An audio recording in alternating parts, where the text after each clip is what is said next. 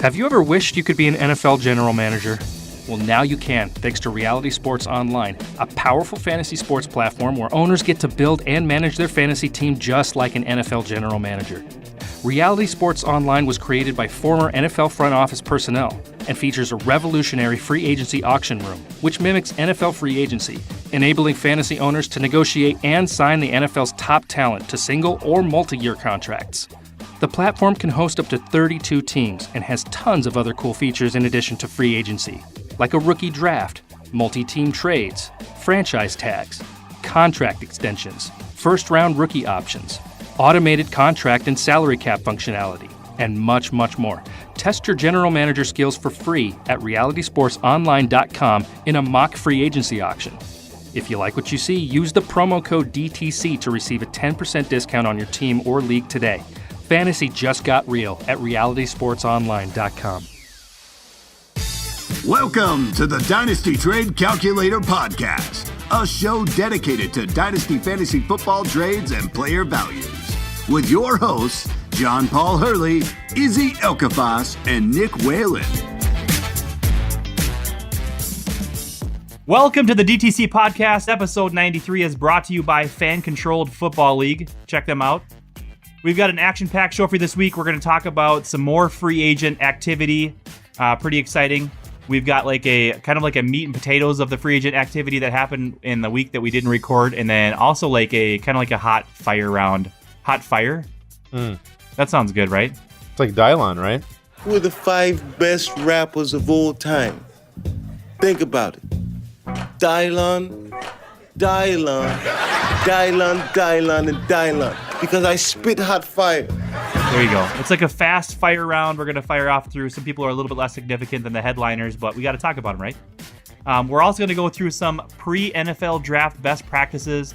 If we've got some time, we're going to go through some live Twitter trades, which is going to be a new spin to it. Actually, I've got Twitter pulled up, and the most recent trades that get tweeted out, rather than having it prepped, I'm going to try to blindside Whalen and Izzy with their thoughts on what a trade is. And they're going to give me their take. We're going to plug it into the calculator, and we're going to go from there. So, joining me this week, my co-host, Izzy Elkaffas, a.k.a. Pharaoh Fantasy. What is up, man? Hello. I got to ask, you kind of switch off who you introduce first. Is there a method to the madness, or just kind of whoever you decide on for the week? It's a great question. So, coincidentally, today's my birthday. I turned 40, so I'm definitely over the Tyreek, I would say, over the Jeremy. Yeah, I like it. And like I have short-term memory loss. I don't remember. Actually, I don't remember if I introduced you yet. So, Izzy Elkaffas, aka Pharaoh Fantasy. What's up, Izzy? Hey, John again. How are you?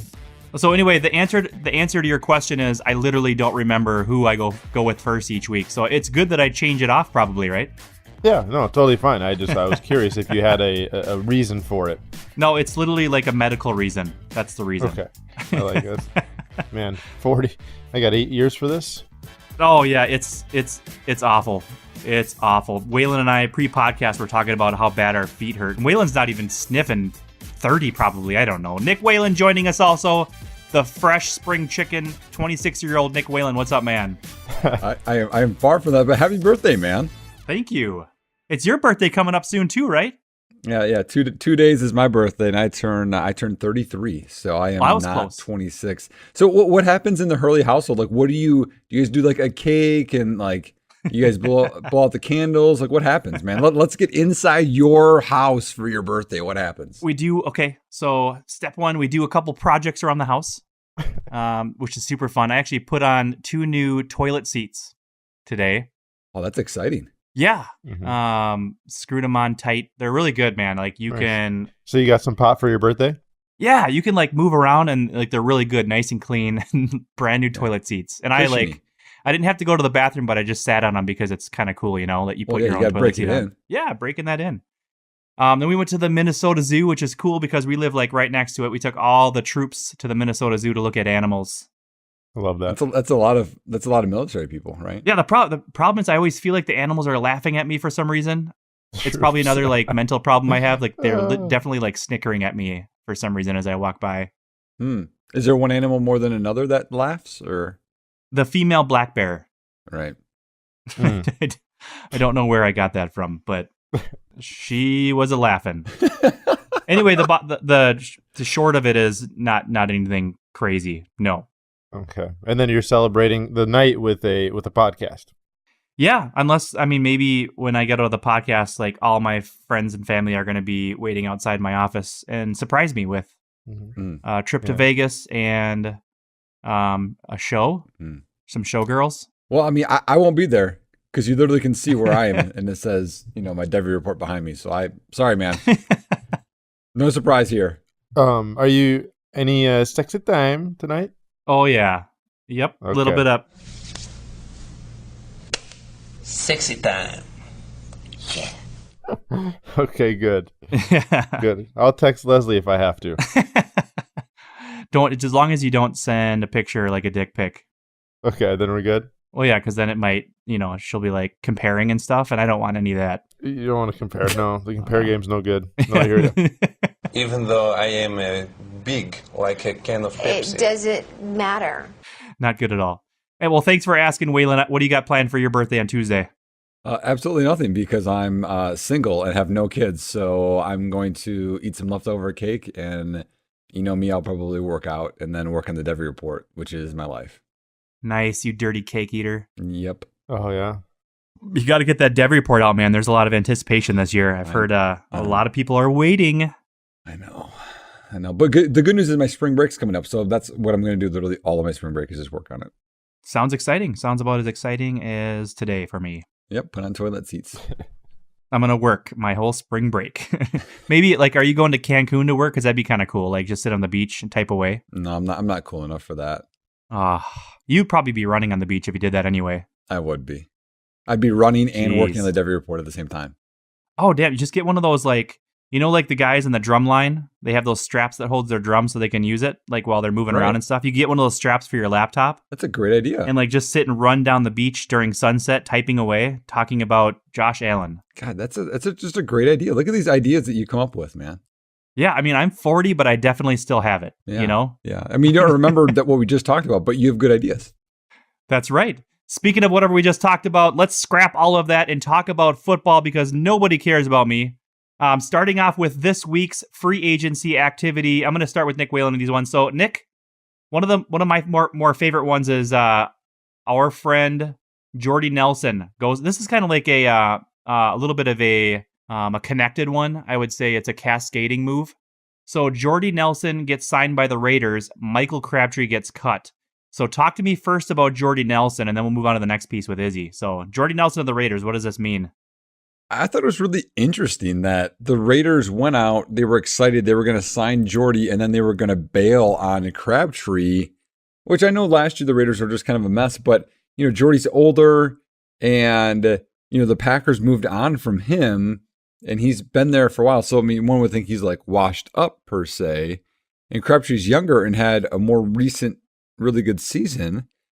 And it was an immediate thing. I was in my head, I was what if they just kept Crabtree, Jordy, and Cooper? That's a really good trio, right? Along with you got Cook in the slot, and you could have, whoever out of the backfield. Apparently they just want to get older because they signed Doug Martin and they keep Lynch, and then they get Jordy. I mean, I don't know. I feel like John Gruden's trying to get back to the old Raiders with Jerry Rice, who's 40, and Tim Brown, who's 38. And then he's probably going to bring Rich Gannon out of retirement, but I think Randy Moss, don't forget Moss. Right. I mean, I think Moss was early 30s when the Raiders took a shot at him before he went to the Patriots, right? No, he was late 20s. Okay. Yeah, he was that post right between there. But yeah, so I mean, not overall, quite fitting the mold, yeah. Overall, this is a good move for Jordy's dynasty value because I think he's quietly going to turn in a good year. When you look at what Gruden has done with Tim Brown, with Jerry Rice. I mean, Jordy's right in that area where he's a pretty darn good receiver and he gets a lot of production out of older guys. His dynasty ADP is 97 right now. 97. If you go back a year, it was 37.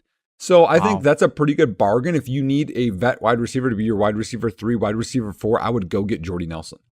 Yeah, and I feel so. You did mention that you thought that Crabtree had a more recent good season, but everybody forgets that Jordy Nelson, 1 year removed from his ACL injury, put up 1,250 and 14 on 97 catches. So that was I don't think Crabtree's 2016 was quite as good as that. So they've both had some pretty recent good seasons. So I think you're right.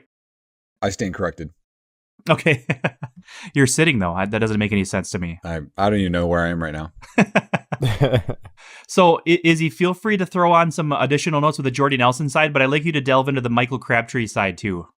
Yeah, it's. I think the most interesting thing about the two transitions here is that Jordy got paid more than Crabtree on an annual basis. So Jordy got weird. 7.5 a year, and Crabtree got 7 a year, which surprised me quite a bit.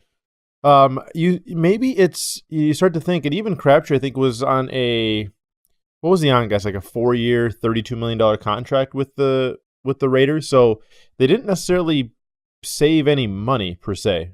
So they clear $7.7 million, I think, for this year, and then they add a receiver for 7.5. So it wasn't a cap play. They definitely have plenty of cap in the old coffers there. They're top 10 in cap space. And I look at this for Crabtree on the Ravens side of the board is they needed a receiver really badly. The Ryan Grant experiment lasted all of 5 days. Yeah, he didn't fail a physical. I think he had to have failed at physical. They can't just say, yeah, he failed. How can he pass a physical like 2 days later, though? That I don't know. I think a team, maybe I don't know. It's like an interpretation, you think? Does a team doctor, Nick, you might know this better, does a team doctor go through the physical first? Yeah. And then maybe just told him, hey, just nudge, hey, he failed the physical. And then when he goes and gets a second opinion, that guy says, and I think it was it wasn't James Andrews. Who was it? Was it James Andrews for Ryan Grant? But he said, yeah, he's good. He's cleared. This happened one other time that I can remember where there was a big money deal for a player in free agency and people blew up and were like, wow, they super overpaid. And then they just happened to fail the physical. It was an offensive lineman for the Rams, if I remember right. And he went and signed somewhere AFC West. I can't remember who it was. And he ended up failing the physical. And it was a guard. He started tackle, drafted, then he went to guard, and then he failed and he went back and re-signed, I think, with the Rams then. I can't remember who it was. They super overpaid. And all of a sudden, he just happened to fail the physical, like they just got out of it perfectly. Interesting. Yeah, no. I'm going to look it up. It's going to drive me nuts. I have to look it up. They obviously need an upgrade, and this is a huge get for Crabtree owners just because he's the only guy there. They still haven't signed Mike Wallace. They have Michael Campanaro. They have Rashad Perriman. If they sign Mike Wallace, they're going to have 3 Mikes, right? Their top 3 receivers are going to be Mike, and Mike. So it's... And Crabtree's by far the best receiver that they'd have. He's the best Mike. He's the best Mike, yeah. He has legitimate low end wide receiver 1, high end wide receiver 2 upside in the Ravens offense. They do have Alex Collins as a grinder. They still have Kenneth Dixon maybe coming off this injury. They don't really have much in the passing game for a running back per se, so they could be shopping for one in the draft. And then you look at from how the Ravens have historically, played the last handful of years, they've been a pass-first franchise, even with the substantial lack of receiver depth and talent. So I think this is a huge get for Crabtree owners, and I think it is an upgrade over where he was in Oakland. So he is a sneaky good buy just because I think people view him as a downgrade with the Ravens, and I actually think it might be an upgrade statistically. There you go. Whalen, do you have any additional thoughts on the Michael Crabtree side? So I found the player, and ironically enough, he signed with Oakland. So all of this is related, okay? So the guy's name was Roger Saffold. Dude, that's who I was going to say, Roger Saffold. Yeah, so Roger Saffold in 2014 signed a 5-year, $42.5 million deal with the Raiders. However, after a disagreement in Oakland on his physical condition, the contract was void, and so then he signed a 5-year, $31.7 million contract with the Rams again. So he lost out on $11 million. Wow, crazy. Yep. So that's the second time that's happened. So Ryan Grant, you are not alone. You have company. Just go talk to Roger, not Goodell. So Nick? What do you think of Crabtree with the Ravens? I don't trust Joe Flacco at all. And I as much as I like Michael Crabtree, because I think he's a very underrated wide receiver, honestly. I mean, you want to think about a guy that's kind of overcome a lot in his career in terms of injuries and, quarterback play. And, he came in with this huge promise and kind of busted, but then just, overcame the Achilles, which is, I didn't think was possible. I think he's kind of underrated, but now he goes through a situation that I just hate. I don't want anybody catching passes from Joe Flacco. He's going to get the volume, though. And volume is king. Maybe. What if they draft someone in the first round? What if they draft Ridley or Moore or whoever? Yeah, I mean, that obviously would change things, but I don't know. They definitely could draft somebody high. I think they will, actually. I still think as a veteran, a guy that's going to come out of the gates, and if they decide, especially if they decide not to sign Mike Wallace, even if they do draft a Ridley, or everybody's favorite DJ Moore, they're still going to have a lot of targets being fed to Crabtree. And Crabtree, had like a 600-yard season last year. So, and I get it, he missed maybe 2 or 3 games, but this is an upgrade for Crabtree from a volume perspective. So we'll see if Flacco is that much worse than Derek Carr is at getting people the ball. Then it might be a significant decrease in quarterback talent, but isn't Joe Flacco elite based on what everybody's been saying in the past? Yeah, that's old. That's an old one. Oh, it is old? Okay, so he's not elite anymore? Okay. Nope. So okay, we're done with that? We're all done with that one. Okay. The next big player, the next big headliner, I'm going to start with Izzy on this one. Carlos Hyde to the Browns, which is a pretty wild one in my opinion. Izzy, break down the Carlos Hyde going to Browns talk here. Yeah, this is really interesting because I think most people were expecting Barkley to go to the Browns. After the Combine, there was more and more hype for Barkley to the Browns just based on how much better he was than every other running back in the draft and how transcendent he could be, so on and so forth. And then I personally was super shocked that the Browns picked up Carlos Hyde. I don't know if you guys were specifically, but I don't think they can draft Barkley at this point without being ridiculed because they'd have Duke, they'd have Carlos Hyde, and they'd have Barkley, and their offense there'd be too many guys there, and it doesn't make sense drafting Carlos Hyde. So I think the Barkley to the Browns is dead. I just don't know how they could possibly do that. And you look at Carlos Hyde, and he's probably a little bit better than Isaiah Crowell, but he's had injury problems in his career. Last year, he stayed relatively healthy, but you could tell Shanahan, even before the season even started, he was desperately trying to get rid of Carlos Hyde, and that was like the coach speak thing, and he ended up sticking around, whether they didn't trade him or why they didn't trade him, who knows. But it was evident even throughout the course of the season and towards the end of the season, Matt Breida started getting some looks and some carries, and it seemed like the writing was on the wall for Carlos Hyde as soon as Shanahan got there. It's just not his type of player, and that's the thing that I was trying to, say at the beginning of the offseason last year. Now he goes to a situation where maybe he's going to be used correctly, but then again, they didn't necessarily use Isaiah Crowell as much as everybody thought last year either. So their defense is going to get better, their team is going to get better as a whole, so maybe there's going to be more volume for Carlos Hyde. I would like to see how the draft plays out before I put my finger on where Carlos Hyde is going to fit in this offense. But if he stays healthy, I think you're looking at a high-end RB2. A Hyde end, maybe? Hyde-end RB2? A Hyde-end RB2, yeah. And I don't know where he is, and you guys might know this whether in your leagues or not if you've seen trades. He's Cleveland. He's Cleveland, thanks. Is he being undersold or oversold right now? I haven't seen any moves with him on Twitter recently, but I do know I've got the Dynasty Trade Calculator pulled up on dynastytradecalculator.com. Carlos Hyde is dead even with the 108. Are you buying or selling for that? Yeah. So the one, I'd sell for that. I'd want to pick him up for like a late first, early second, just because I'm greedy.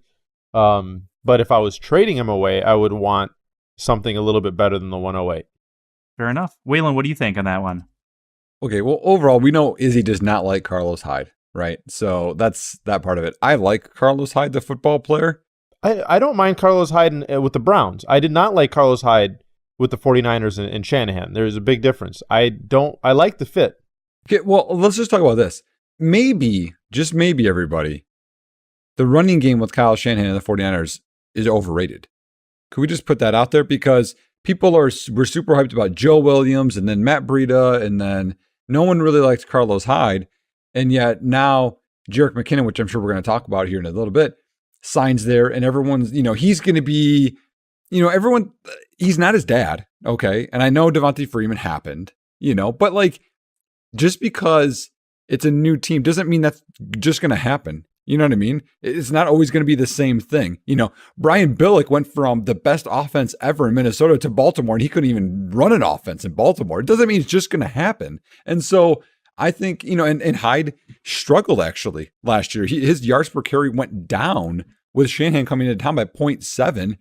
He caught 59 passes, but, maybe it's just not great with him. So, I do like the fit in Cleveland. I know that Joe Thomas retired, and real quick, I have so much respect for Joe Thomas. What a great football player that didn't go to the draft. He just wanted to do his own thing and fish and do his, during draft day, did his business, was amazing and elite, and went out on his own terms. He didn't go out when an injury took him out or when the money ran out or people were going to cut him. He's just like, I'm done with football. Like, I kind of have respect for guys like that, where they're just going to live their own life, So he's gone. Their offense is going to be a little bit worse. They put out some big money to replace there, but that's a good situation.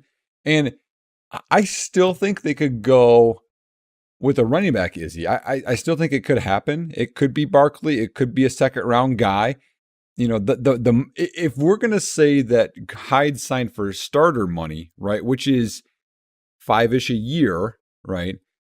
His cap hit next year. If they were to cut him after this year, it's 2.3 off the books. Guaranteed. That's nothing, right? Then Deion Lewis has starter money in Tennessee, right? And it's not that much money. Jerick McKinnon has starter money, which I just don't think it is. I think they signed him for flexibility. They have to spend money. They bring in quality football players. There's nothing wrong with it. So I think Hyde, this helps his value, but we don't know what's going to happen with the draft. So it's risky at this time to invest in Hyde, to not invest in Hyde. I would rather have Hyde than the 108 personally, but it's still risky. There you go. And Izzy, circling back to answer your question really quick, and then you can weigh in a little bit further. I've got 2 trades pulled up on Twitter just to give you an idea of what he's fetching. And it looks like it's kind of like a little bit of a mixed bag. So a trade was tweeted out by @Travis Mullinix, March 14th, so 4 days ago. This is after the news. Would you rather have Carlos Hyde or a package which is comprised of Chris Carson, Marquise Goodwin, Tyler Kroft, and a 19 random second? And after 160 votes, it was dead even 50-50 for that trade specifically. And then the only other one that I found that was pretty beneficial, I think, for our case, @Rye tweeted this out. He's just asking what the price check on Carlos Hyde is. This is an hour ago. And after 158 votes, 50% chose second round value. So first round got 22, second round got 50, third is 17, fourth or later is 11. So the majority think it's a second. Really? Yeah, I think that maybe a majority still feel that the Browns are going to draft Barkley. I don't know. I think a second is a bit extreme. Yeah. If you own Hyde, you should expect a first round pick. I know last year he didn't have a horrible season, and I just don't think it was a good fit with Shanahan. And I think this is going to be a better spot for him. I think the offense is better, the defense is better. They're probably going to be in games a little bit more. They have draft equity. I actually don't hate this at all for him. And Nick, you did kind of crap on Shanahan a little bit. I don't necessarily think that it's because Shanahan isn't that good. I just don't think he was a good fit. You look at Shanahan's track. He turned Steve Slayton into something. He made Roy Halou into something people got excited about. Who else? Ryan Terrain, Alfred Morris. All these guys generated value and had good production when they were healthy with Kyle Shanahan. So I think it's pretty harsh to dismiss how much success he's had, let alone the success he had in Atlanta. I have one final point, and we can move on here. Carlos Hyde was the RB10 last year, quietly, very quietly. Yeah, Wow. That is quiet. He got 250-ish carries? He had, let me pull up here, he had 240, and he actually had 59 receptions. Yeah, that's a lot of receptions. Wow, there it is. So, and he was RB15 the year before, and he only played in 13 games. So, I'm for a 108, and that's a coin flip if that guy even hits or not to have a season like that, and he's about to turn 27. Not bad. Yeah, no, I don't hate him there. I really don't. I think 108 is is still a pretty solid draft pick. So when I say I would probably rather have the 108 than Carlos Hyde, that's more me worried about his durability and just kind of the unknown with Hugh Jackson and his track record than it is anything else. Where are you at with McKinnon then? So McKinnon comes in and to replace him there. What do you think about that fit and his value then? I think it's a great fit. I think it's exactly what Kyle Shanahan wants. An explosive running back that is very good in the pass game. And if you say that Carlos Hyde caught 59 passes last year? 59, yep. And we can agree that McKinnon is a better receiving back than Carlos Hyde is. I mean, I understand why people are hype about Jerick McKinnon. My concern is Jerick McKinnon, going to handle a full workload? We saw what he was when he got a full workload in Minnesota in 2016. He was very inefficient, struggled quite a bit. He was better. He's been better when he's been paired up or at least splitting carries with somebody. So do the 49ers actually go out and draft somebody to supplement the run game, or are they comfortable with Breida and McKinnon there? I just don't know if I'm comfortable saying McKinnon is going to get 90% of the workload in that backfield, just because historically speaking, even if you look at what Devonta Freeman was, he still had Tevin Coleman, taking carries from him. So I think the upside that people are expecting is a little aggressive, but I understand why people are excited about it. I just worry about all the other things that could go along with the 49ers between now and draft day that I'm not willing to pay the price that McKinnon is going for. Okay, and Whalen, I'm going to cut in here too. I'm glad you brought that up because that's our last guy for the headliner free agency talk. Whalen, pulling him up on the Dynasty Trade Calculator, McKinnon specifically, 7.4, which is equivalent to the 112. Would you rather have the 112 or Jerick McKinnon? Yeah, but I don't think that's accurate. Do you? He's way higher than that now. I don't think so. So coincidentally, I also, while you guys were talking, I was pulling up Twitter. And the Dynasty Dictator, our buddy, I see this guy all the time on Twitter, at Dynasty Dictator, tweets out, what is Jerick McKinnon's value in Dynasty PPR? And it was 10 hours ago from while we were recording here. And the options are the 104 to the 106, the 107 to the 112, the 201 to the 206, and the 207 are worse. And 48% of Twitter, after 239 votes, the vast majority said between 107 and 112. So it's a broad range. We're kind of at the back end of that, but it's somewhere inside there. What was the next highest percentage after that? 201 to 206 at 29%, Really? which is what I voted for, actually. Wow. I just feel like he's so much higher than that. People, and again, this is... I think it just might be McKinnon guys that are so excited about it that makes it seem like everybody is. Yep. I don't know. Maybe. I mean, part of it for me is combine and draft Twitter. Like they love speed. They love athletes, See Mike, he's back and all this. I mean, McKinnon's a good athlete, but he's not a great football player. He's just not. Yeah, you want to put a guy that has great vision and cuts and have a good feel for the position in a zone scheme? Good luck. He doesn't have it. Oh, I thought you were arguing that he should be worth more than that. So you meant higher as in lower in the draft. What he was referencing is that he's seen McKinnon on Twitter being talked about like he's the next. Okay. And I agree with him. I'm surprised by the Twitter results as well, based on the individuals that I've seen promote McKinnon and talk about how great he is and how early he's been going in some of these startup drafts. Yeah, in fact, more people voted for the 207 or worse than people voting for the 104 to 106. That is very surprising. Yeah. No, so Whalen, so since you're obviously adamantly against that, the higher ranking concept for McKinnon, what do you value him at? I value him at a sell immediately. Would you buy him for the 112, Nick? No. Would you sell him if you had him for the 112? Would I sell him for a 112? Yeah, where would you try to sit off? And, Yeah, I'd sell. I would sell immediately. They may draft somebody. Okay. He basically has a 1-year deal with the 49ers, by the way. It's a $2.5 million cap hit, and then the only guaranteed money after that is 1.5. Yeah, I love looking at the contract. You got to look at that. I'm sorry, the dead cap is 11.7 this year, but then it's 1.5 after that. I mean, it's 4.5, 7.3, 7.7 the last 3 years. He may get the 4.5. You're not gonna keep Jerick McKinnon for 7.3. By the way, people that are truthers of McKinnon, he got outplayed by Latavius Murray last year, and everyone loathes Latavius Murray. He got outplayed as a runner. Yeah. Now, again, catching the ball, sure. If you want him in that Duke Johnson type role for maybe a year, maybe. And that would be lucky, yeah. But guess what? The 49ers may end up with Saquon Barkley. That could happen. Yeah. That could be his landing spot. And then what are you sitting with? That's my prediction, and that's why I'm discounting McKinnon. That's why I voted for the second round or later. I think it was 201 and 206. Yep. I really think they will draft, and if it's not Saquon, it's going to be somebody else pretty high. Well, yeah, second round, that they end up with Michelle or Geis or Chubb. Yep. And then it still sells. So for me, he's an immediate sell. You think they're going to draft somebody that I don't know, guys?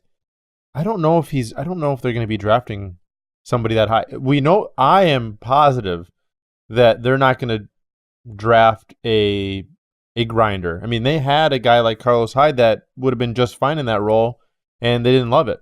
He couldn't stay healthy, though, you know? No, he was healthy last year, and he lost a lot of weight. And he was a top 10 running back last year, so it worked. Yeah, but they still didn't like. They felt like he wasn't efficient for one, and I feel as if, based on his departure and how he it's weird that they were really trying to force Breida into a role at the end of the season. Yeah. So I think it was one of those, well, we don't really have anybody else to use, so we're just going to use them and try to maximize as much as possible. But I just don't see how a grinder fits in that scheme. I can see them trying to get a guy that's good for zone blocking scheme and try to find that guy in the draft. Maybe it's a guy that is a bigger one cut and go type of guy, but I don't know if they're not comfortable with Jerick McKinnon for 1 year to see how that experiment goes with Matt Breida, and then they can reevaluate in next year's draft. Yeah, that's what it seems like to me. Nick, go ahead. Right. No, and that may be the case, but I think Matt Breida's the buy and McKinnon's the sell for me. I know they spent the money, but Breida was okay in that role last year. McKinnon's not he gets dinged up a little bit as well. He's never shown that he can handle a huge workload, as you said. I mean, if I'm going to buy anybody cheaply right now, it's Breida, just be based on this news, and then we see where it goes from there. And this is one other small thing, complete side note. If there's one team that's going to draft a running back and you want to sell someone right now, I'm selling Marlon Mack based on the Colts moving back and getting, now they have 3 second-round picks and that first. They're going to take a running back with one of those picks. Yeah. I'm selling Marlon Mack for sure. Marlon Mack, I agree. Well, that's a pretty good breakdown of Jerick McKinnon landing in the 49ers. I think we're all pretty much on the same page. It's going to be really interesting when the draft comes around because we could all be completely wrong. Hey, JP. And, yeah. One other thing with this. We have 2 Vikings fans right now speaking in this that have seen McKinnon for 4 years. And if they're saying to sell McKinnon, I would sell McKinnon. Well, and we've been saying it for 4 years. Yeah. You actually liked McKinnon, I thought. Wasn't he a buy for you? I've never liked McKinnon. Oh, no. You when AP was in town before we drafted Delvin, I think you were promoting Jerick McKinnon as a buy just because you expected him to have the job. Yeah, I don't remember that. It might be the 40-year-old thing, but I don't. I'm going to disagree until I hear it back. But you're pretty. Okay. I mean, you've got a pretty good memory, so I'm excited for this transition. Can I transition us to the Dion Lewis signing, Hurley? Because I just heard Nick absolutely destroy McKinnon's contract about how it's a 1-year deal and so on and so forth, and it's a farce of a contract. And on the flip side, he's promoting a guy by the name of Dion Lewis who signed with Tennessee for less money and a very similar contract. In fact, his contract is not only worse, but his guaranteed money going into the following year is just as bad. So Izzy, that's a perfect cliffhanger. Before we start the next segment, I'm going to talk to you about something really fast. If you love watching your fantasy players score the winning touchdown, imagine yourself actually getting to call that play. The Fan-Controlled Football League is putting the play calling in the hands of their fans with real professional football players running the show. Visit fcfl.io to learn more. Now back to the stuff. Izzy, you left off on a cliffhanger here. You're challenging Nick Whalen. Nick Whalen is adamantly against Jerick McKinnon, but adamantly with Dion Lewis. So, Izzy, continue your thoughts, and let's hear from Nick. Yeah, no, I pretty much finished it. I mean, Dion Lewis has a very similar type of contract. He signed for a couple $1 million signing bonus. His total guaranteed contract is $8 million compared to Jerick McKinnon, who's got a total guarantee of $15.7 million. But Nick hates Jerick McKinnon's contract and thinks that he doesn't believe that McKinnon is going to be something with the 49ers. On the flip side, he loves the Dion Lewis transaction to the Titans, and he's completely selling the idea of Derrick Henry being a thing. So I want to know why. I actually referenced Carlos Hyde first with the contract, and then McKinnon, and then Dion Lewis. They're all the same.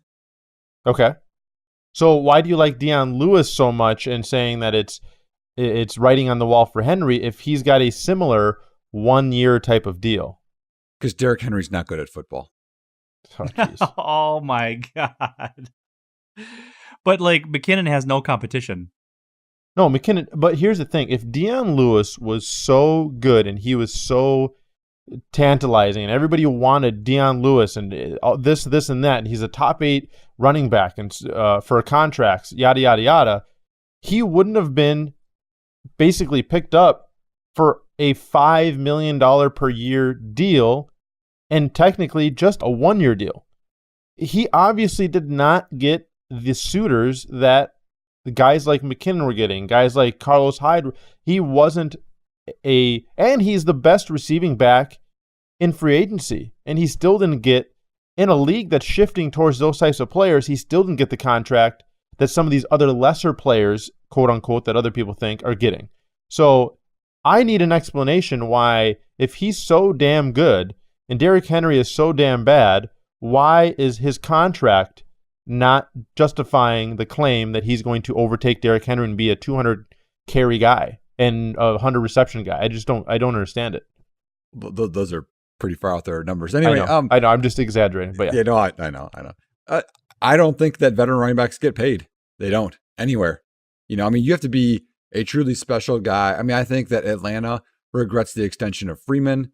I just don't think they get paid. I think the new NFL is draft running backs, keep them on those cheap contracts, rinse, recycle. I mean, that's why, I had that teaser at the end of the one podcast, Izzy, where I'm like, I'm okay selling Melvin Gordon because I don't think Melvin Gordon's going to get a big money deal after his 5 years is up. I just don't think he is. I think you have to be a truly special back to get that next good contract, and then you're going to bounce around to a few teams, and then you have to be in good situations. I mean, like Blunt has been on how many different teams, and it's kind of worked out, kind of not worked out. But like Ajayi, I don't like his odds because he's bouncing around, and I just don't think that's good. I mean, when we stick back to this whole situation with Dion Lewis and Derrick Henry, Dion Lewis is the exact running back that just robs Henry of fantasy value because he's going to get the receptions. Henry's not going to get the receptions. Henry is not very efficient. Dion Lewis averaged 5 yards a carry last year on 180 carries. It wasn't only a couple of carries. Different type of offense, different situation completely. But keep Are going. they going to be in the shotgun or under center in Tennessee? Keep going. Finish your idea. That's a question. They have Mariota instead of Brady, but yeah. Yeah, I think they're going to be in the gun a little bit more. Okay, you think they're going to be in the gun a little bit more, which could potentially be the case. With I mean, Vrabel, look at it this way: LaFleur is coming from the Rams. Was Gurley used in shotgun the majority of the season, or was he used in multiple different ways? Yeah, but Vrabel was a New England guy. Right, but he's a defensive. They brought in LaFleur to take over the offensive side of the ball. So we don't know what LaFleur is going to do with that offense. We have literally no track record because it was right. But this is what we do know though. So a new head coach comes in, a new offensive coordinator comes in, and they said they want to go out and they want to pay Dion Lewis. But they didn't really, relative to Jerick McKinnon, relative to Carlos Hyde, other running backs in the class, in the free agency class. He didn't get paid the number that people were expecting. Like when that number first came out, because he was the first one signed, it seemed like it was like this pie in the sky number that nobody would expect because it's a top 8 running back in the league and so on and so forth from a contract perspective. Right. But we now have realized that he got paid less than Gio Bernard did when he signed his recontract. When he you can't do that. Re-signed with with the Bengals a couple years ago, or last year. Was it last year? Beginning of last year?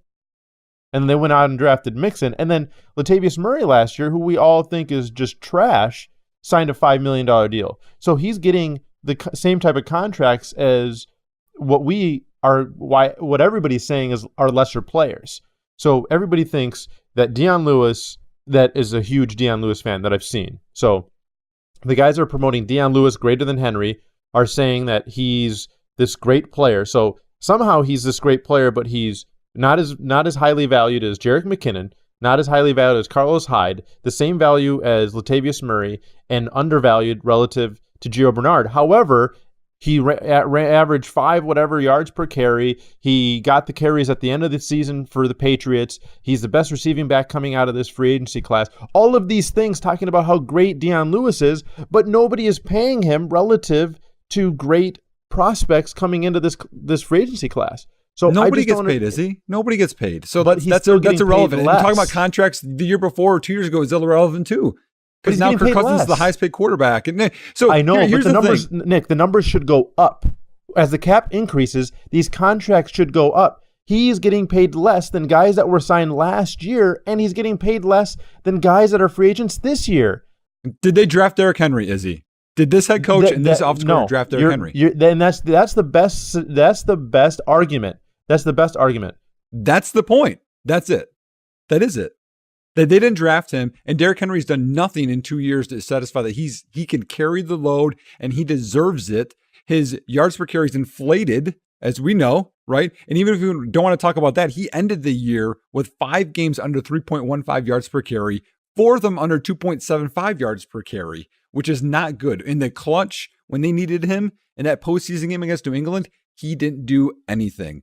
He also won a postseason game for him as well, though. So let's look at both sides of the hat here. He won it. For them. Yes, against the 25th ranked run defense. He carried that team in that game. Period. I'm going to give you the Patriots game, but you can't take away the other game. Okay, sure. You just can't. Sure, but so that's the one game out of the last 6 where he averaged over 3.15 yards per carry. So they went out, they reviewed the film as a new coach, as I would, a new OC. They're like, hey, we need a running back. And they paid Dion Lewis, how about this? Average money, decent money, who can catch the ball, who averaged 5 yards a carry, who Vrabel's like, hey, I'm familiar with him with New England. And LaFleur can say whatever they want with him. And Evan Silva and Greg Cosell said that Dion Lewis is going to get most of the majority of the carries. Besides me, he's going to get most of the touches. Evan Silva works for the Titans? How does he know? If you don't want to agree with how do they know? Izzy? How do they know? How do they know? How can they say that he's going to get majority of the carries? How do you know? How do I know? I am not. What I am saying is that the Dion Lewis signing is not writing on the wall for Derrick Henry. None of it is saying that. The contract isn't overvalued. He wasn't highly sought after in free agency. It's not like if there were more suitors, he would have got paid more than Jerick McKinnon and Carlos Hyde and more than what Gio got paid last year. Like, he would have gotten a contract higher than $5 million a year, especially an out not at after age this 27. Year. Why? Why not? You know, if you got a 3 or 4 year contract, and these outs are for players after 1 year, the contract should be higher. 27. So was Carlos Hyde. If we focus on Henry, Izzy, has caught 24 passes in 2 years. I don't care about that. I do, because that's fantasy points for me. That's not going to go up. And he's not going to get the humongous touches that he needs. He's an accumulator. I feel that Henry will have more than 24 catches next year. I think that's not out of the order. That's not 24 is a reception and a half per game. That's really not that much. I think between 24 in 2 years combined, he hasn't done that. I know, but I feel in my heart of hearts that Derrick Henry is going to get a majority of the snap count in that backfield. So if that's 65-35, whatever it is, I think that will still transition him into more volume, and he will get passes. It's not like every time they're going to have a pass play on first or second down, they're going to pull Derrick Henry and put in Dion Lewis. That's a good way to show your hand. I truly feel that Derrick Henry is still going to be their early down back, and he's going to get targets in the receiving game on an infrequent basis, but he will get them. enough to get him above 20, similar to what Jordan Howard dealt with, where he wasn't on the field all the time on third down, and he's not a huge receiving threat, but he still caught passes just because he was on the field and they didn't want to show their hands by taking him out and inserting a receiving back. I think the same thing's going to happen with Derrick Henry.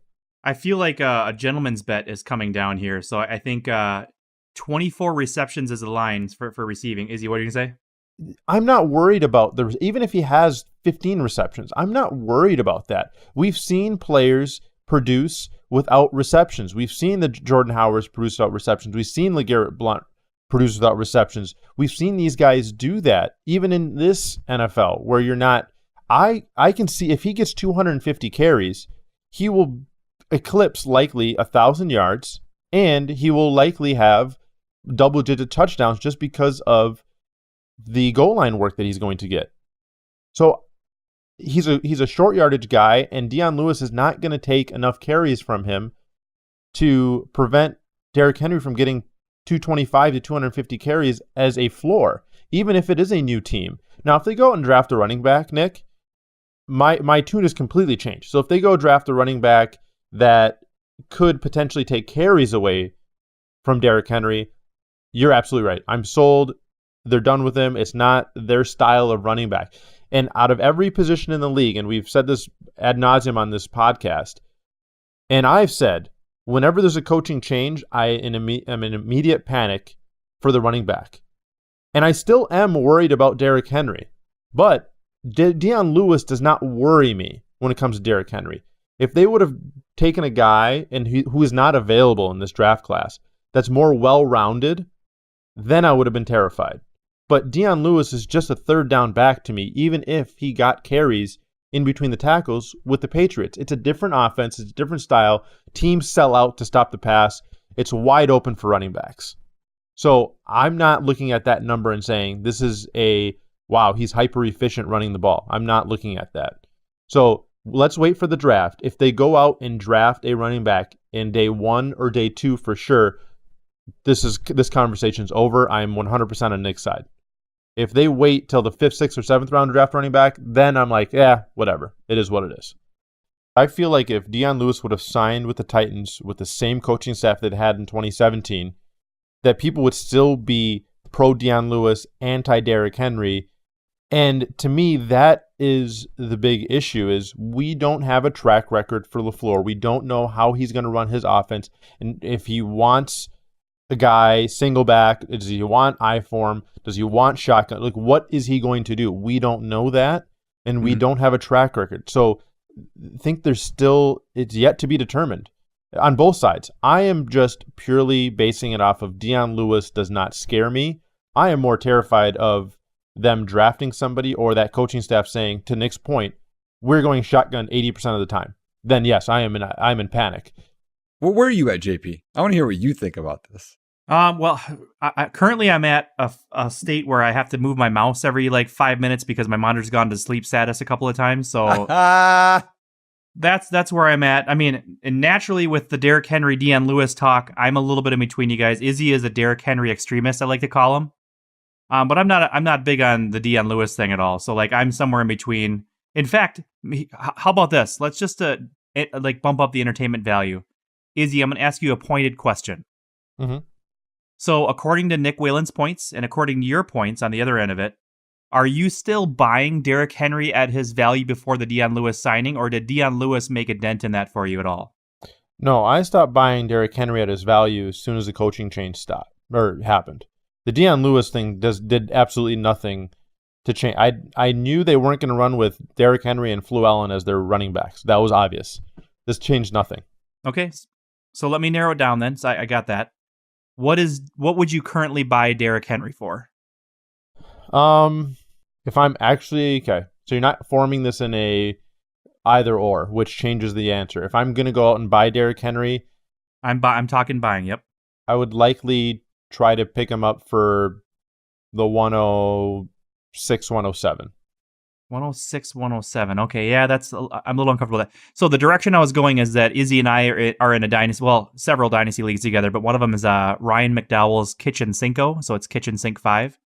I own Derrick Henry, And I would probably sell for like a top 5 pick or a player of equivalent value, but Izzy's kind of right outside my bubble there. So yeah, I think there's a genuine reason to be concerned. People are just concerned for the wrong reasons. yeah, fair enough. Yep, I think you landed your point there. So, and then just really quickly before we close it off, putting a nice little bow on it, Whalen, what do you currently value Derrick Henry at? So let's say for some odd reason you're buying. What would you pay? And then what would you sell him for? Like both sides of the edge here. I mean, when I looked at DLF, his ADP is 33. That's too high. What? He's behind Jordan Howard, who's proven something in 2 years. I'd buy him at like, I don't know, maybe like the 112. Okay. And sell him for probably just in front of that, maybe. Yeah, you hate yourself some Derrick Henry. Jeez. Yeah, Whalen's, I mean, he's just overrated, man. He may be the most overrated player in Dynasty right now. Yeah. The same guy that talks about his efficiency as 4.2 yards per carry is the same guy that loves Melvin Gordon and has been supporting him for 3 years. You mean a top 5 Dynasty running back? That's weird. Yeah. Okay. So cool. If you're now you're ignoring efficiency and going to volume. God.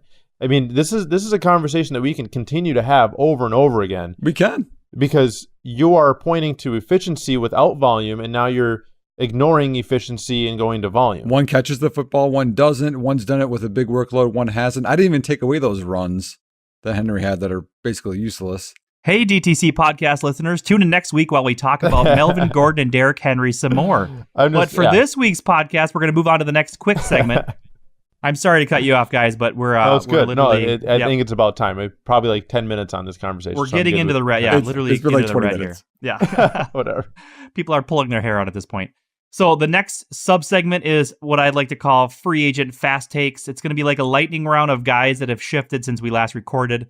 I want to get like a 1 or 2 sentence take from each of you guys on these guys. So I've got about a list of 7 guys, starting with Izzy. Izzy, give me your quick take on Doug Martin going to the Raiders. I don't see how this generates any sort of buzz.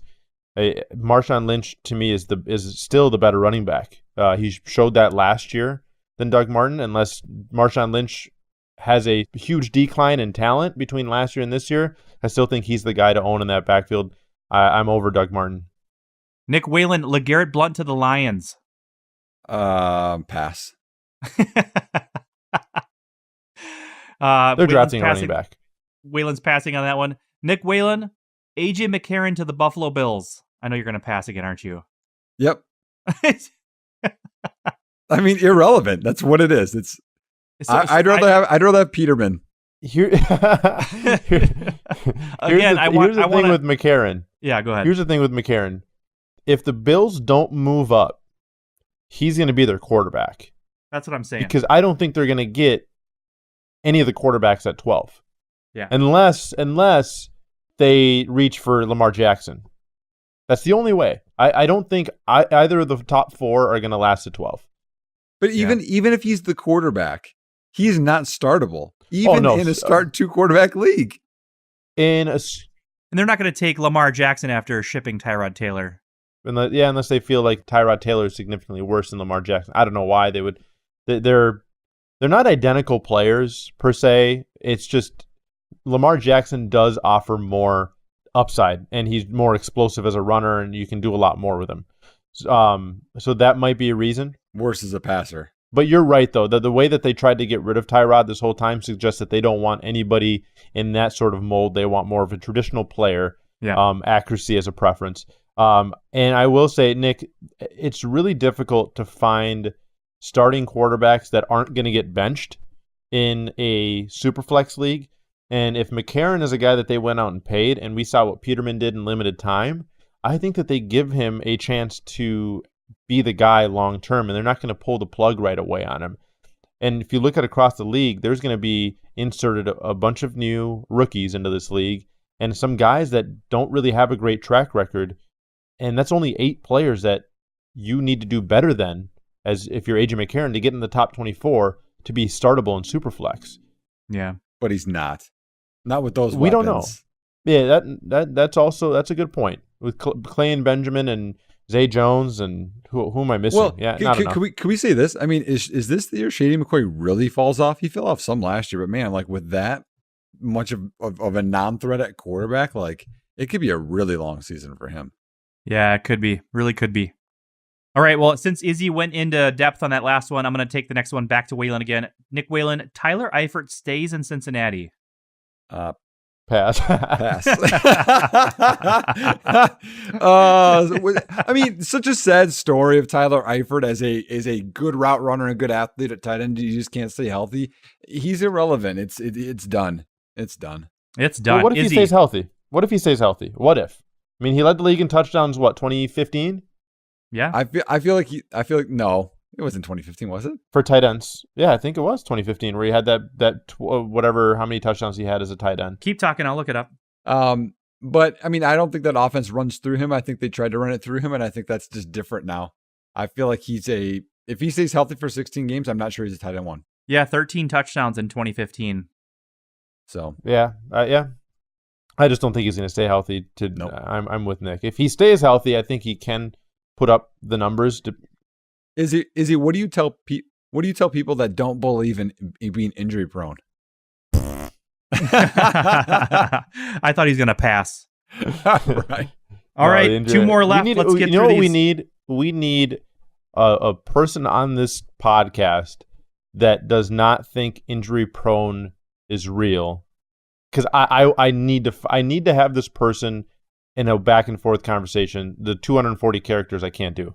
There you go. Yeah, the injury prone podcast. We'll have an entire podcast dedicated to it. Love that. All right, two guys left. Let's do Izzy in this one. Izzy, Jeremy Hill to the Patriots. God, don't fall for it. I guess I don't know.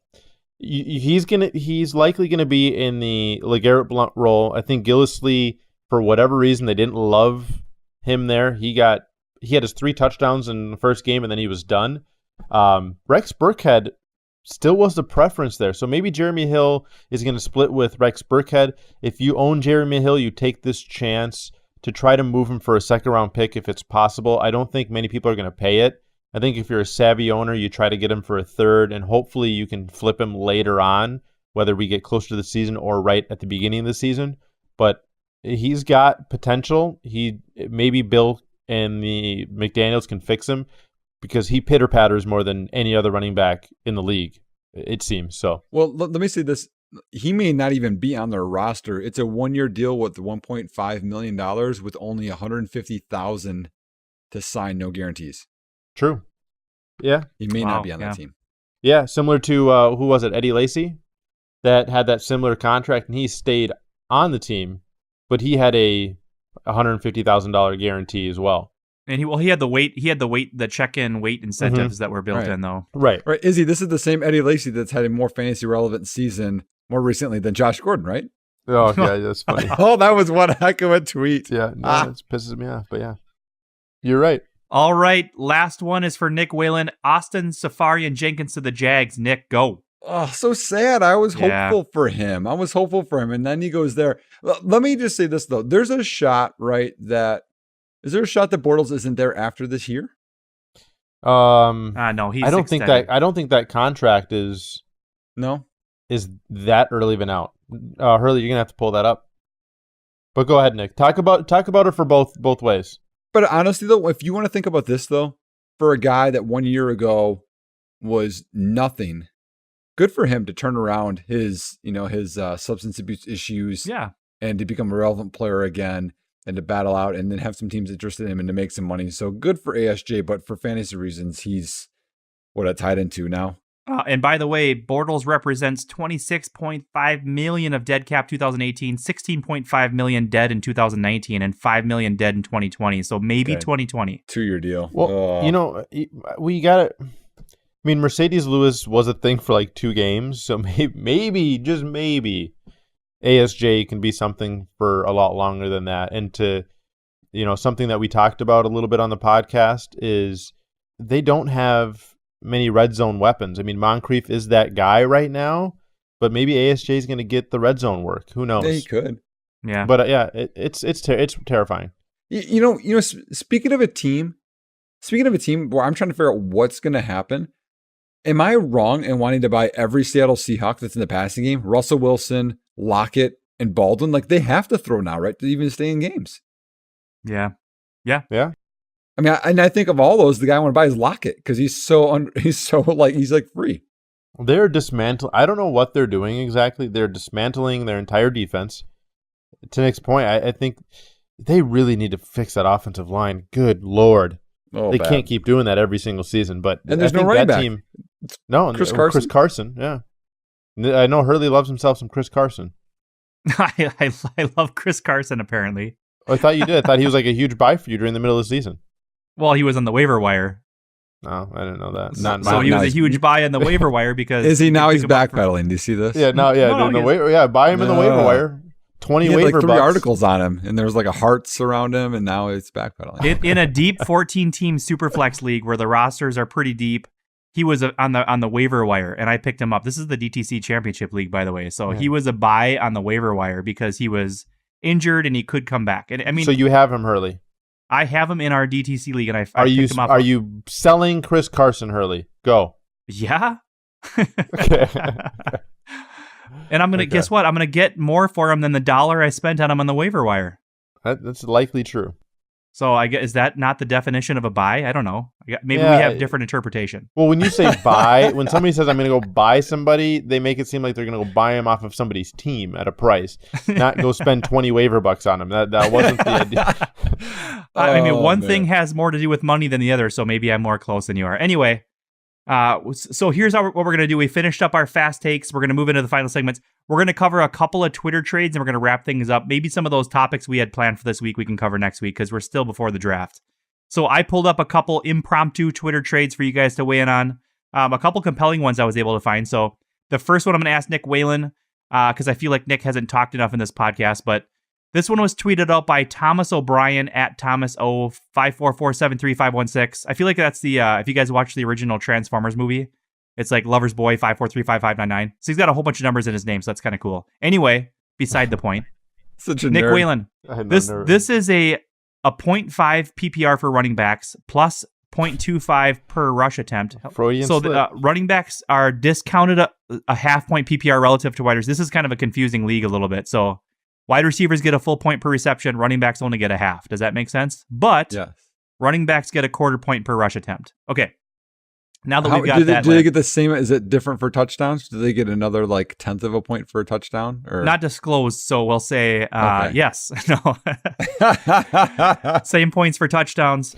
So basically, so for the listeners, real quick, this puts more of an emphasis on a guy like Jordan Howard than it would a guy like Deion Lewis. You got hypothetically. Yeah, like Derrick Henry. Yeah. Christian McCaffrey. Yeah. Okay. Yeah, Christian So McCaffrey. absolutely. So this trade, after 400 votes, you get to choose between the 101, Saquon Barkley, or, and this is why I'm asking Whalen this question, or the 103 and Corey Davis. After 400 votes on Twitter, it's currently 51% for the 101, so it's super close. It's very exciting. Plugging it into the Dynasty Trade Calculator, and I don't really have a way currently to put in like 0.5 or 0.25 running back points per carry. And I don't have a chance to limit the point. So this is, like I said, it's kind of a weird league setup, but it's 50 to 43 in favor of the 103 Corey Davis side. But Whalen, help us break the tie here. It's a 10-team league? No team information is disclosed outside of the point settings like I told you about. Okay, so Corey, I know you're listening. No. Turn off the podcast. Don't do it. Izzy, I did it. Izzy. Okay. I'm going with the 101 and Saquon Barkley because he is amazing. Izzy, we did it. I'm sorry, Corey. I'm sorry. Dude, Moeser, can I get I need some change your Abby right now. I need some canned applause as if we're recording in front of a live studio audience for that one because we did it. We got Whalen to choose something other than Corey Davis, and that's a top 3 pick. That's impressive. And by the way, Twitter just flipped over 417 votes. It's 50-50 dead center. What a compelling trade. A nice one. Jeez. Guys, if you're out there, if anybody's out there listening still, sell the 101 for whatever you want. Whatever your heart desires, you sell that 101. You get whatever you want. Sell it to me. Take the opportunity. Except for this. This is not going to go over. So, Izzy, another trade, this one's for you, was tweeted out by @BountyHunterNFL. I've seen this guy all over the place on Twitter. He's constantly tweeting out trades. So this is a 10-team PPR. Would you choose Saquon Barkley or the package? And this is what the package is. Doug Baldwin, Sammy Watkins, 104 in a random 2019 first. After 159 Twitter votes, 65% for the package, which is a huge shocker because most people just auto-select the 101 when they see it, or Barkley. So 65% for the package. Choose a side while I punch this one up in the calculator. Doug Baldwin, Sammy Watkins, the 104, and a random 2019 first. Yep. 10-team league, which definitely helps the Barkley side. No, I gotta go with the package. That's a ton of assets, right? That is a ton of assets. I would ship Sammy Watkins. And by the way, here's how it goes in the calculator. So the 101 is going again for 43. Actually, let me change this to a 10-man format just to make sure, because 10-man formats, like Izzy mentioned, gives value to the top tier players. So the 101 is 45, and the package is 77. So 45 to 77 in the calculator. Yeah, this is a classic. I mean, the value is without a doubt on the package side. It is a massive overpay. I personally would take the players involved, especially Sammy Watkins, and move him for more. I actually don't mind Doug Baldwin and Nick's point. I think he's one of the more undervalued players in the NFL, especially at the receiver position. But I see Sammy in that trade, and I just want to move him for something that I can get. So I would take the package in this scenario. Nick? Yeah, and that's exactly where I was going. I'd be really curious to see what Nick would do on this one. Nick, Barkley or the package? Let me know if you need a mind refresher. No, to me, it's tough because I think that it really depends on your team. If you are not a contender, it doesn't make sense because Baldwin's going to be 29 this year, I believe. Sammy, in that situation, move him, though. Likely, what? Right, move him. Like I guess you don't like. We kind of talked about this. You don't like. But that's assuming you can move. What if you can't move him and you're stuck with him? He's a low end wide receiver 2, high end wide receiver 3. 104 this year. I'm not a huge fan. And a random first. I don't know. I mean, to me, it depends on your team. If you are not contending, I would take Barkley. But if you're contending, I can see how those assets can help. Yeah, it's just a ton of stuff, man. There's so much stuff. To me, it's more 50-50 than that because I don't think, Baldwin's got a couple of years left. Watkins hasn't lived up to that hype yet. And I don't know that it helps being surrounded by all those guys. I had this tweet out there with Andy Reid. When he had Macklin and Deshaun, they had 4 straight years of both over 700 yards, but none of them dominated. None of them had 1,300, 1,400 yards. You know what I mean? So there kind of goes that dream with Sammy, with Tyreek there, right? So, do you want the potential of a superstar, or do you want a few good guys? A few good men. And I guess for me, it's a question of, does Baldwin, Watkins, and a 2019 first fill the gap between the 101 and 104, so Barkley and whatever else you get? And I think it does. Yes, it does. So, no. And like I said, Whalen, this is the one case where I haven't seen the 101 winning in anything. So it's a bit of a surprise, at least on Twitter. So here's another question, Nick. Same trade, take out Saquon Barkley and insert Antonio Brown, who I believe you said 2 episodes ago that you would take Antonio Brown over Saquon Barkley straight up, right? Unless that's changed. It depends on the team, though. Okay, let's. If I'm a contender in that league, I would take the package over Antonio. Okay, let's do this. Let's say it's Hopkins. Okay, you're doing a startup draft. Yep. It's Hopkins and that package. Somebody assuming you draft Hopkins and then that package gets offered to you, startup draft. Would you accept or decline the package? Hopkins. Okay. And same thing with Antonio Brown? No, I'd rather take the package over Brown. Okay. Yeah, there you go. So it just depends. All right. Well, you guys, I think that's a good spot to stop. We pretty much, like all of the trades I pulled up are Saquon Barkley, and that's kind of the theme around Twitter. Like everything is going for the 101 just because it's such a compelling topic. We'll probably continue to cover these trades as we move towards the draft, but can I end with my Will Fuller thing? Yeah. Is that all right? And then you can do your little closeout. Yeah, let's You cool with that? So I traded for Will Fuller in one of my leagues recently, and I did some research on it, which is normally what you do before you do a trade.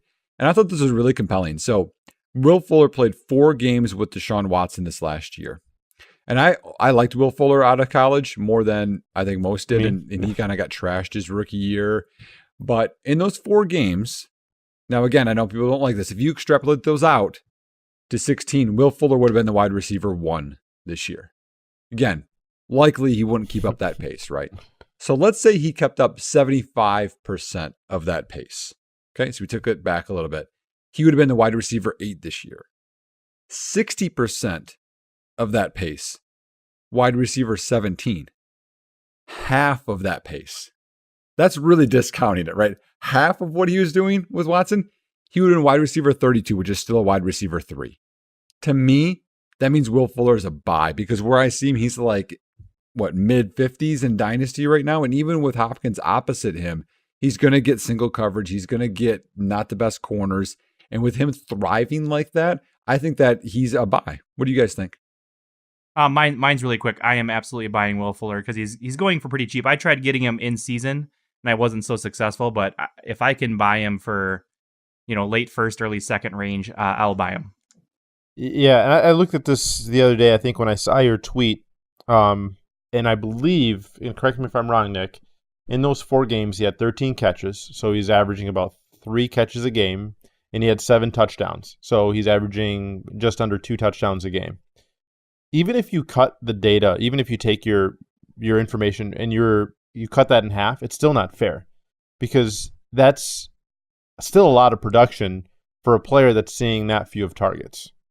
So I need a bigger sample size than 4 games to say, yep, these are the 4 games that we had with Watson, so let's extrapolate the data. I get what you're saying. What you're saying is those 4 games were historic, essentially, and ultra productive and ultra efficient. I just don't think it really matters, to be honest with you. It's nice to see that he's got that type of explosion. I actually agree with you that he's a buy.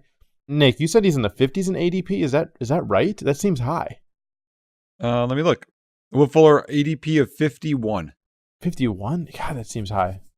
He's only 23. I mean, he's a first-round pick. He's 23. He's super fast. He's with a franchise-type quarterback now. I mean, that's kind of the situations you look for. Yeah, absolutely. You're absolutely right. Who's around him? Like, who's 50 and who's 52? Well, let me pick the closest wide receivers, okay? Okay, cool. So 40 is Doug Baldwin, 42 is Watkins, 45 is Josh Gordon, 49 is Funchess, 51 is Fuller, 52 is Cortland Sutton, 55 is Demaryius Thomas, 56 is Kupp. Yeah, see, I'd take all of those guys over Fuller. Who would you take Fuller over? I'd take him over Kupp. I'd take him over Demaryius. I can't speak about Sutton because he's listening. You take Fuller over Demaryius, just purely because of age. Age and upside. Does Demaryius have better upside than Fuller? Well, really quick, you guys, let's not use ADP for value. I mean, we all know ADP is a great tool, like especially for startups, just to get a gauge. I've got the calculator's database pulled up, and I've got some wide receivers in the range. So yeah, what do you got? Nick Whalen, would you rather have Will Fuller or Robert Woods? Ooh, that's tough because I think Woods is a buy right now, but I would pick Fuller just because I think the Rams might be doing something there. Okay, Will Fuller or Martavis Bryant? Fuller. Fuller or Aguilar? Fuller. And then the other one is Marvin Jones. Yep, that's my answer. Like, if people can see my face, it was very painful. So those are all guys in that same range, and yeah, it's okay. And it's funny. I'd rather have all those guys instead of Will Fuller. Maybe Aguilar out just because of volume concerns. I take all those guys just because Hopkins is the guy that's going to get 180 targets, and you're hoping from Will Fuller that he has those games. And sure, he had 4 in a row, but he's going to be boom or bust. And I think we were talking about this, Nick, before the podcast. He's a fantastic flex player because I'm comfortable, even a wide receiver 3 maybe, with those boom or bust type prospects. But if you're drafting a receiver in the top 50 or 51, he's likely your wide receiver 2. And that to me is too much for a guy that's going to have maybe 4 or 5 targets per game, and they're going to be deep bombs. That to me is a little rich for my. Yeah, but he catches wide receiver screens. He's targeted in the red zone. He can do stuff after the catch. I think you're really discounting Will Fuller. Yeah, is he for 50%? 50% of that pace was better than a flex wide receiver 3. Yeah, but he didn't. When you're talking about those 4 games, none of those receptions were screens turned into touchdowns. Those were all over the toppers. Against Chicago, he did. Yes, he did. Against Chicago, when did he do trust- that? Oh, maybe it was the year before. Maybe it was the year before. Either way. Okay. He took a screen, an inside screen, a jailbreak screen, went into the middle of the defense with his small frame and scored a touchdown. He's pretty good after the catch. I like him. Yeah, I don't, but he's not going to be utilized. He's going to be utilized down the field. He's going to be a lid lifter. Maybe, yeah, in some scenarios, he's going to get his touches behind the line of scrimmage. That's totally fine. But I think the majority of his targets are going to be deep bombs, which historically have been very inefficient. He had a very high catch rate for those 4 games, which is atypical. So that's why I'm talking about the sample size is really worrisome. And him being drafted as a wide receiver 2 is also very worrisome. He's being drafted in the top 24 receivers, and that's too much for me. Isn't it possible that Will Fuller gets better with Watson? Absolutely. They get more chemistry. I mean, that's certainly possible and that's the other part of this. Like, that's not even talking about growth that they're going to with the whole off season, because Fuller got banged up too. That's part of the risk, with people not, utilizing that. But he's wide receiver 33 in some people's rankings for Dynasty. He's not in the top 24. Yeah. Yeah, it definitely is, but Hopkins is there, and he's a target hog. And I don't think that changes even with Will Fuller being healthy in another year and with Deshaun Watson, so on and so forth. You're still going to be seeing Will Fuller, even if he gets more targets, there's still going to be more targets, sure, down the middle of the field, which is great because that big plays. You only need 1 or 2 of those per game. But I just don't know if you can sustain that sort of production with Hopkins being opposite you. It works both ways. With you have Hopkins on the other side, you're going to get less volume, but he's going to get double teamed. You're going to get one-on-one and sometimes no help over the top. Right. So Better definitely 2 sides of the coin. So I don't mind Will Fuller. I just don't like him as a wide receiver 2. Wide receiver 3, I'm good with. How about that? I'll meet you in the middle. That's fair. I think Whalen and I like him a little bit more. So compelling conversation. I think it's a good spot. You guys, old 40-year-old guys need to be in bed by 9 o'clock. So I got to cut this thing off. I got to get my sleep because 40-year-old dudes get up at 5 and they read the newspaper and do stuff like that before they go to work. So I got to get up early. So I'm going to cut her off here, but we're going to maybe pick up some of this next week. This is a very compelling conversation. I really like to talk about this stuff, but that's all we got for this week's podcast. Please join us again next week when we have special guests, Izzy Elkaffas and Nick Hurley. Whalen. Yeah, go ahead. Real quick, since we had this long, exhaustive talk about Will Fuller, I'm going to ask you both this question. By the way, why does my outro keep getting cut off? I'm getting a little bit frustrated. Because I want to keep you up. So, Grandpa Hurley, I'm you're done. not getting any. You're not. You want to do the no outro? ass tonight. I'm you're signing no off. ass tonight. You're doing the So, outro. Hurley, what would you pay for Will Fuller right now? And Nick, same question. And you didn't necessarily say what he was in the calculator. Is he a first round pick? He is like dead even with the 112, like in between 112, 201. Okay. So and I just said that I would buy him for late first, early second. I already said it. Okay, Nick? I'd pay the 108 for him. 108. Okay. Just curious. I didn't get that. More than Derrick Henry. More than Derrick. So Will Fuller greater than Derrick Henry. Yes. Okay, I think it's time to cut it off, really. All right, are one of you guys going to interrupt me again, or can I just finish this thing? We're done. I'm going to completely ignore Whalen and Izzy's talking, and I'm going to finish the podcast. So thanks for listening to us, you guys. If you have a chance, if you want to support us, jump on iTunes or SoundCloud, whatever you're listening to. Give us a rate, a review, and a comment. Let us know what you like. Let us know what you dislike. Actually, we don't care what you dislike because that's just what we're all about. So leave us a rating and review. We love to hear from you. Thanks for listening this week. Bye.